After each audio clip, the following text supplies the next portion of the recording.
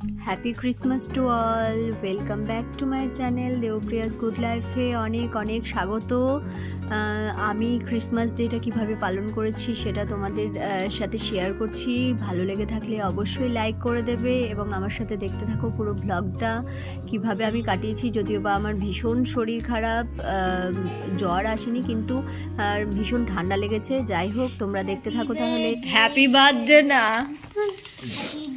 Happy Christmas day to you. Happy Christmas উল্টা মা কি করছো? কাটো বাবু, আস্তে, চাকু নিয়ে আস্তে আস্তে কাটো বাবা। চারটে ভাগ করতে হবে, চারজন। দাঁড়াও না, ওকে কাটতে দাও না, যেটুকু কাটছে কাট। Merry Christmas. ওরে মা, আরে মা, দারুন দারুন, দেখো কাটছে, দেখো দেখো, তোমার থেকে ভালো কাটছে। ওই দেখো কত সুন্দর। ব্যাস হয়ে গেছে, হয়ে গেছে, পাপাকে দিয়ে দাও এবার। এবার এবার তুমি খাও একটু। দাঁড়াও দাঁড়াও দাঁড়াও, এই দেখো কি সুন্দর কেটেছে, দেখো দেখো আমার ছেলে। নাও। ওলি বাবালি, ফ্রুট কেক বলো বুঝো। একটু খাও খাও, এটা খাও।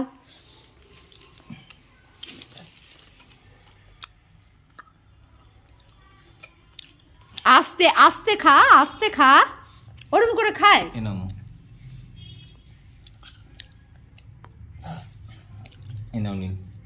আটাটা ধরো। আর খাও না, আর ওইটুকু দাও, ওইটা অর্ধেকটা ইয়েকে দাও, মাকে দাও, আর তুমি খাও।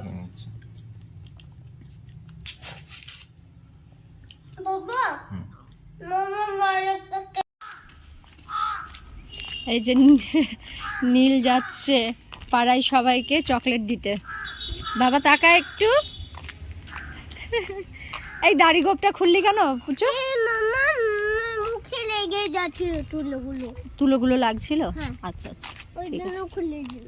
ঠিক আছে, চলো। যদি হোয়াইট নেল পলিশ থাকতো তাহলে তুমি আমাকে দাও। মৌসুমি, মৌসুমি, ওই দা আছে, আসছে আসছে, দাঁড়াও। এই যে মেরি ক্রিসমাস বলো মিষ্টি দিদিকে। খোলো খোলো খোলো, স্যান্টা চলে এসেছে।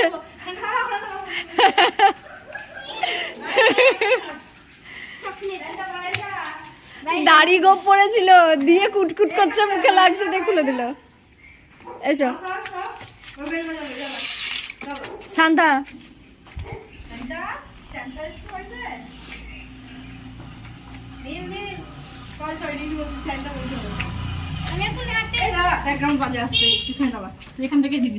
এখান থেকে দাও, ভেতর বাইরে থেকে। মিষ্টি যা, মিষ্টির হাত বাজে।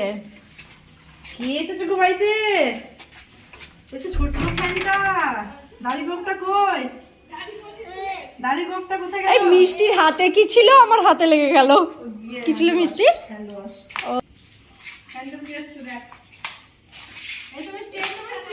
মিষ্টি দিদিকে দাও দাও। প্যান্ট ফেটে গেছে, ফেটে গেছে প্যান্ট, পড়তে গিয়ে ফেটে গেছে।